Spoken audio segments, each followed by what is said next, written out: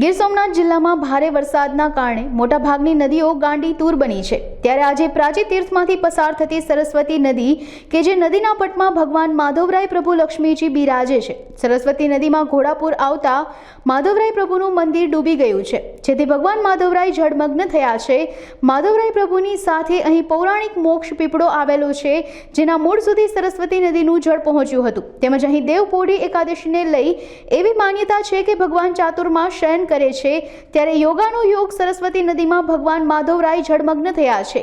ત્યારે દિવાળી સુધી ભગવાન માધવરાય જળમાં શયન કરશે, જેના દર્શન પણ દિવ્ય હોય છે। ત્યારે પ્રાચી તીર્થનો અલભ્ય નજારો જોઈ અને ભાવિકો પણ ધન્ય બની રહ્યા છે।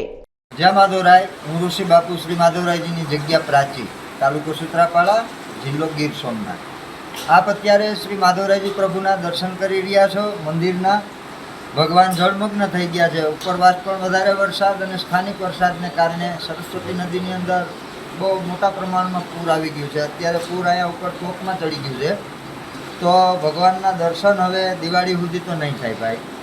પણ ભગવાનની ઉપર ગાદીઘર છે, જ્યાંથી ભગવાનના આરતી, સેવા, ભોગ બધું કરવામાં આવે છે, જ્યાં લાલાની સ્થાપના કરેલી છે, એમના દર્શન કરવાના છે। એટલે દરેક યાત્રિકોએ આવવું। મોક્ષ પીપળો પણ ખુલ્લો હોય છે, પાણી પણ રેડાય છે અને ભગવાનના દર્શન પણ થાય છે। જય માધવરાય।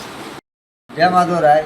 ગયા 11ના દિવસે પહેલું પૂર આવેલું, પછી 2 પૂર આવેલા અને આજે પણ 12 છે। આજે કાલે 11 દેવ શયની દેવ પોઢી એકાદશીના દિવસે પણ પાણી હતું, પણ આજે વધારે પ્રમાણમાં પાણી આવેલું છે।